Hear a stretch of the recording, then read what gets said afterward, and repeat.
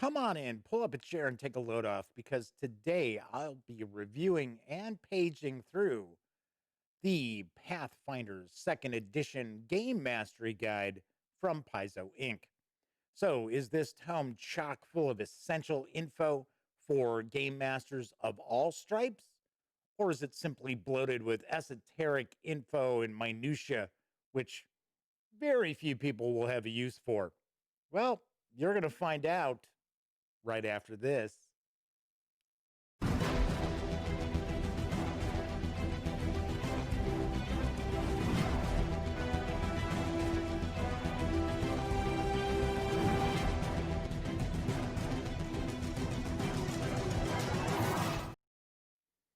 Howdy, howdy, howdy, gang. Yes, I'm Jeff McAleer, back once again as your host here at the Gaming Gang channel. As I mentioned in the open, I will be reviewing and paging through the Game Mastery Guide for Second Edition Pathfinder from Paizo Inc. in just a moment. But I do want to remind you, if you like this video, by all means, please give it a quick thumbs up. Subscribe to the Gaming Gang channel if you haven't, and if you do subscribe, ring that notification bell because it will not only let you know when I upload reviews such as this, it'll also tell you when my live stream, The Daily Dope, airs Monday through Thursday nights right here on YouTube as I bring you the latest in tabletop gaming news. All right, so today I am going to share my thoughts about the Pathfinder Second Edition Game Mastery Guide. It is from Paizo Inc. It's written by Logan Bonner and Mark Seifter. Sefter? Seifter? I think it's Seifter. I'm probably wrong. My apologies for mispronouncing Mark's last name, but this 256-page tome is available in hardcover for an MSRP of $49.99, or you can score the PDF for $14.99. Yes, you heard that right, $14.99. So let's swing on over to the other camera. Ta-da! Here we've got the Game Mastery Guide, and we are going to jump on in. What I'd like to do, I want to show you what's in this book. And I'm going to page through. You're going to see every single page of this. We're going to talk a little bit about what's inside. And then I will wrap up with my final thoughts as well as a review score. But do want to mention this book is chock full of info.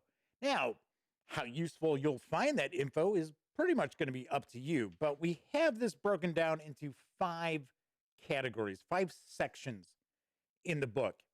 So first off, we're going to start off with some game mastery basics. Talking about the game master, choosing your tools. Here we go. Here's the basics here. Talking about general advice, pacing your game, portraying NPCs, super important in my opinion. Improvisation, running encounters, talking about maps and miniatures. I'm not a big minis guy at my game table. I know a lot of people love them. I'm not knocking them. I just don't happen to use them at my game table. I'm more theater of the mind, I guess we will say. So essentially, this first section is giving new game masters some really essential information. And I feel that if you're brand new to Pathfinder or role-playing games in general, this is going to work really nicely for you. Because even if you have been running other role-playing games, as an example, I think if you follow my channel, if you watch The Daily Dope on a regular basis, you probably already know that I have been running Call of Cthulhu for decades. Pathfinder and Call of Cthulhu are 2 completely different games. And there are aspects to both that just don't mesh together. So I really, really like this opening section. There is a section here that I really do appreciate too, downtime. And we get a few pages devoted to downtime. That is one of the aspects of, especially fantasy role-playing games, that sometimes core rulebooks just don't give game masters a lot of information about. What do your heroes do when they're not adventuring? Then we've got a discussion about, well, how do you basically run the rules? Saying yes, but house rules, making the call, resolving problems. I found this interesting as well. Talking about problematic players, which unfortunately we see. You run into it. You run into some folks at the game table that just tend to be kind of a problem. Great example years ago, my best friend Elliot Miller's nephew Paul, who's a great guy. He was part of the Call of Cthulhu adventuring group, and he just always had to have his own little, you know, spotlight on him every time we got together, and he would like roll him off to go try to have his own adventures. So that's a problem. So uh, we've got some narrative collaboration, rarity in your game. So talking about storytelling, world building, structuring a campaign. Campaigns are very important. Although I will mention the more modern style of, say, Dungeons and Dragons or Pathfinder, as far as the fantasy role playing games go, campaigns are much shorter in length than when I was first introduced to the hobby, which is back with original D&D. Because, as an example, with Pathfinder and their adventure paths, you have 6 chapters. Those adventures are going to take your characters normally from first level all the way up to around 18 to 20th, depending on the adventure path. And then you got a brand new adventure path starting off, and everybody creates new characters. So back in the day, you would have D&D players who had the same characters in the same campaign for years. You don't really see that so much anymore. So we have some information about adventure design, talking about different kinds of adventures. It's not always dungeon delves. Pathfinder does not get really deep into the dungeon delving aspect as I was going to say as normally. So as far as Pathfinder games go, there is a lot of urban adventure, far more urban adventure in Pathfinder than you would see in a traditional, say, old school Renaissance or revival sort of role playing game. Talking about designing encounters, treasure by encounter, drawing maps. This has always been kind of a thorn in my side as far as drawing maps. But nowadays, we've got plenty of digital programs and apps out there to assist game masters as far as creating their maps. Next section we get into is tools. So this is building different things, building hazards and creatures, and talking about different kinds of magic items. So here we go right off the bat, building creatures, developing the concept, understanding and choosing their statistics, alignment, ability modifiers, and so on. So we get a few pages devoted to creating your own creatures, your own monsters. That's one thing about Pathfinder that I really do appreciate is there's loads and loads of monsters. We are already on the second bestiary. There's a third bestiary coming out by the end of the year, I believe. I don't have the exact date on that. Of course, we've got the monsters from the core book. So we talk about the different traits. Then we get NPCs, building hazards, talking about simple hazards. So, of course, for those who aren't real familiar with Pathfinder, hazards are kind of like traps. They're just kind of all it's a cover-all term for them. So then we've got different items, item quirks. I am a huge fan, and I love this section here because we've got the intelligent items. I'm a big fan of intelligent items. Of course, that goes, I guess, way back to my days of reading Elric of Melna Bonnet from Michael Moorcock. But I also like magical items that are that serve something, that serve some sort of a purpose, and they're kind of a double-edged sword. I love that. Not necessarily a cursed item, just something that, as an example, there's an old OSR adventure where the players can find a sword that, if a character is wearing the sword, and they have to be as specific, they have to be a good alignment to wear the sword, but the sword will inform them when someone's lying. But when that character wears the sword, they can only tell the truth. They can't lie. So, kind of interesting. So, we get the section here about relics, which actually goes into quite a bit of detail about the various different gifts, aspects of relics as well. The artwork throughout is nicely presented as usual. Of course, in the second edition of Pathfinder, we do see a more realistic styled fantasy artwork than we have in the past. So now we're talking about artifacts here. So these tools are essentially how to create different items, different aspects in your adventures, in your campaigns. Then we're going to get into subsystems, which is going to add some new aspects as far as chases and vehicles. So the tools section here has kind of the most page space devoted to it. I was kind of surprised. Before I cracked open the book, I knew there was an NPC section, and I thought for sure that the NPC section was going to be the largest. I don't know why. I don't know why I was thinking that. But amazingly enough, it's actually one of the shorter sections. I don't think it's as short as the Game Mastery Basics. So we're talking about different settlements, the different planes.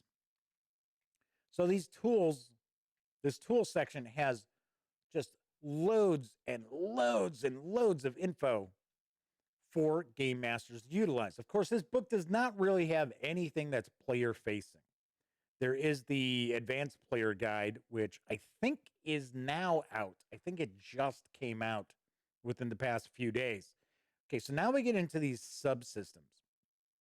So these subsystems are looking at adding new rule sets to the core rules. Now, we also have some variant rules after this, but these subsystems kind of become a deeper dive. So we've got victory points, we've got influence, we've got reputation.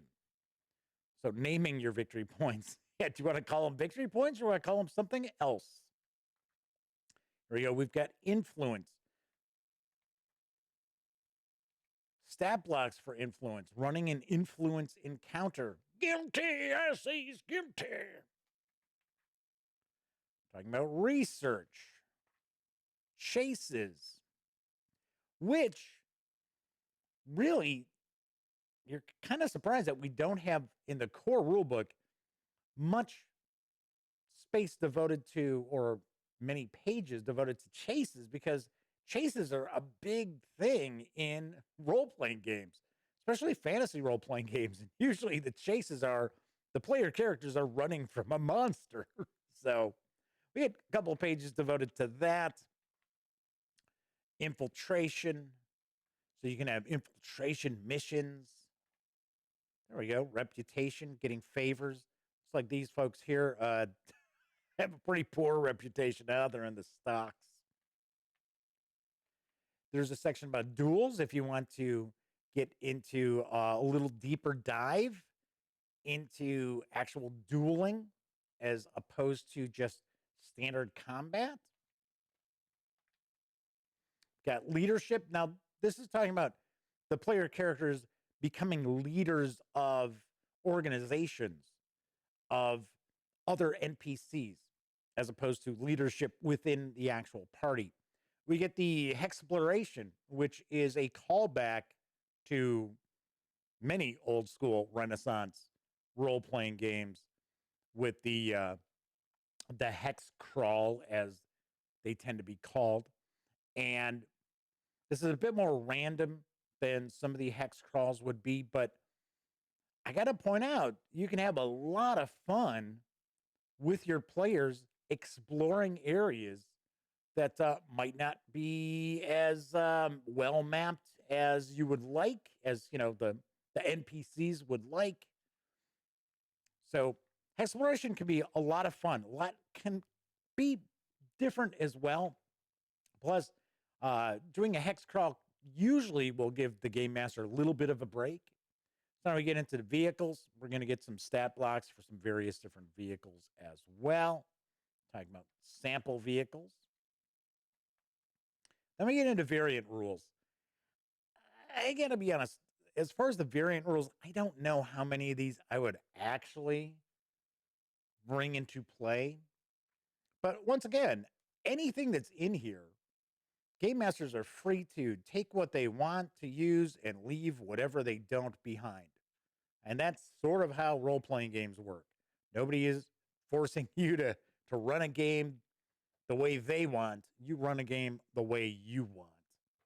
So we've got the different variant rules. There are a couple in here I think could be kind of interesting. So we've got boosting your abilities, point buys as far as rolling up your abilities, getting your ability scores, variations on alignment.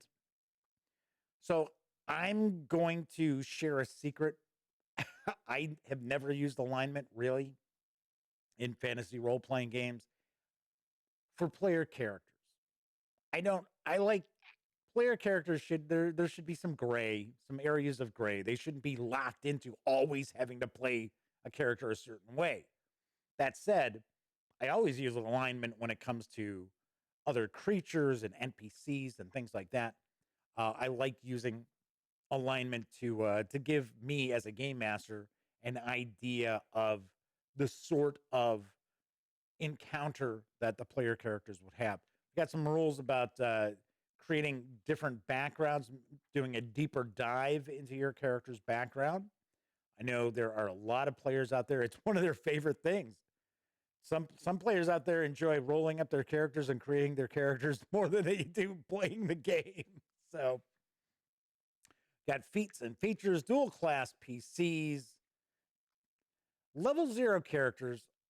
I think is kind of interesting. Now, level 0 goes way back to the old days of advanced Dungeons and Dragons. The level 0 was introduced as just the everyday person, right?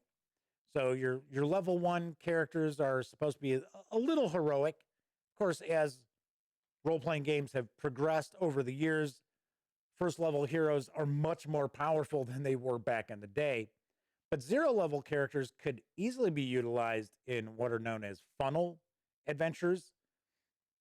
A lot of folks really enjoy the funnel adventures that Dungeon Crawl Classics provides, where essentially a player might have 4 or 5 characters that they're running through essentially kind of a meat grinder adventure. And whoever survives actually becomes their character. So we've got that. That's not necessarily how you have to utilize the level 0 character.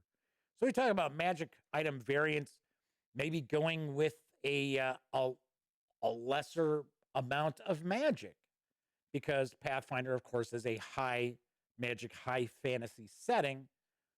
Some gamers out there, some game masters out there prefer to have more rarity in the magic that is out there. So proficiencies without levels, skill points, stamina. I could see using stamina very easily. Then we get to the NPC gallery. So we've got over 60 types of NPCs. These are not named NPCs. These are not, it's Baron Von, whoever, But I found this pretty cool because we've got a lot of various different categories of NPCs. And if you're familiar with like the bestiaries, we also get these little sections here that like give us little nuggets of information. Sometimes they're little adventure nuggets. Sometimes it's just kind of diving into a little more detail about something. I really dig how Paizo does this. So if you notice, we didn't have that in the rest of the book, but once we got into the NPCs, that reappears. So that's pretty cool. So here we're talking about courtiers, criminals, the charlatan. It's a grifter. Devotees, the downtrodden, explorers, foresters. Like I said before, I really do like the artwork. The healers. The artwork is pretty even throughout, which is always a plus in my opinion.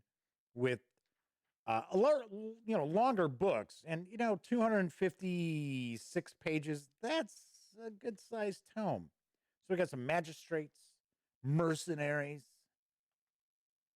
reading Soldier of Fortune magazine, huh? I doubt nobody's going to get that reference. Mystics, officers. So we get watch officers, which interestingly enough, like Captain of the Guard, watch officers, the latest adventure path, the player characters play members of the watch, Absalom's watch, the executioner, got performers, publicans, the barkeep, scholars, seafarers, tradespeople, villains, the anti-paladin. I remember when that was a big deal, when the anti-paladin was introduced in Dungeons and Dragons. I believe that came out in Dragon Magazine. Don't recall what issue, obviously enough, but so finish up with some villains. We get a glossary and index. And there we go. Get a little ad for the Lost Omens World Guide. And that is what we find when we page through the Pathfinder Gamemastery Guide for Second Edition Pathfinder from Paizo Inc. So let me swing back over to the other camera. I will share my final thoughts and give this a review score. So as I mentioned, I don't know why there was a little hiccup there in the video. That was kind of weird. But as I had mentioned previously, there is like loads of info that's packed into the Gamemastery Guide. Is every game master out there running Pathfinder Second Edition going to use everything in this book? Absolutely not. My head would probably explode. I happen to be one of these people who I'm not, when I do reviews of role-playing games, I don't necessarily dive into the mechanics because mechanically, I don't really care. I guess it's something, I shouldn't say that. I do care, but I have yet to run across a role-playing game in my nearly 40 years of playing role-playing games that I did not take some things and throw out and replace them with something else. So I'm not married to mechanics, I guess is what I'm trying to say. That said, lots of good items in here. There's some great introductory basic information for new game masters and old game masters too. There's some good tips in here that even old dogs can learn some new tricks. The variant rules, I don't honestly, maybe like the level zeros, I kind of got a kick out of that because I would probably run characters through a funnel adventure. It's not necessarily what the 0 level characters are for. It's more kind of like you can play almost like prequel adventures. I like the NPCs. I think the NPC section is really, really well done. And the various different subsystems are pretty cool as well, especially the chases, which, like I said, you're going to find just about almost every adventure at some point in time. There is going to be some chase. Either the player characters are chasing down some big bad or player characters are running from some big bad. There's loads and loads of great goodness, gaming goodness located in this book. There is something for every Pathfinder game master in the Game Mastery Guide. That said, is this essential? Do you have to have it? I don't think so. If you are satisfied with the core rules that you already possess, you don't have to get this, right? This is all optional stuff in here outside the NPC gallery that's very useful. And of course, kind of the basic introductory information and kind of guide to game mastery. The rest is take what you want to use and leave the rest behind. So I can't say that this is a must have for every Pathfinder game master out there, but it certainly doesn't hurt. I think there's really lots of great, useful gaming information in the Game Mastery Guide. What I would probably say is if you're kind of up in the air about picking this up, grab the PDF. The PDF is $14.99 right now. So you can't go wrong with that. It's, especially if you utilize digital products in your role-playing games. I think it's a fantastic deal. $14.99 for the Game Mastery Guide. If you're up in the air about it. Otherwise, pick up the hardcover. So on a scale of 1 to 10, I have to give the second edition Pathfinder Game Mastery Guide an extremely solid 9 out of 10. I think it's that good. I just can't tell game masters out there that you've got to have this, because I don't think that's necessarily the case. Your mileage is certainly going to vary. All right, that is it for this time out. If you like this video, by all means, please give it a quick thumbs up. Subscribe to the Gaming Gang channel if you haven't, and if you do subscribe, ring that notification, because it will let you know not only when I upload reviews such as this, or unboxings, or page throughs, or interviews, or convention coverage when there are conventions. It'll also let you know when my live stream, The Daily Dope, airs right here on YouTube, Monday through Thursdays, where I bring you the latest in tabletop gaming news. And of course, when you're not watching videos on the Gaming Gang channel, be sure to visit thegaminggang.com for the latest in gaming news, reviews, comics, movies, TV. Get your geek on at thegaminggang.com. All right, so thank you very much for joining me. And until next time, as I've been kind of closing out my videos during this pandemic, unfortunately, please be smart and stay safe.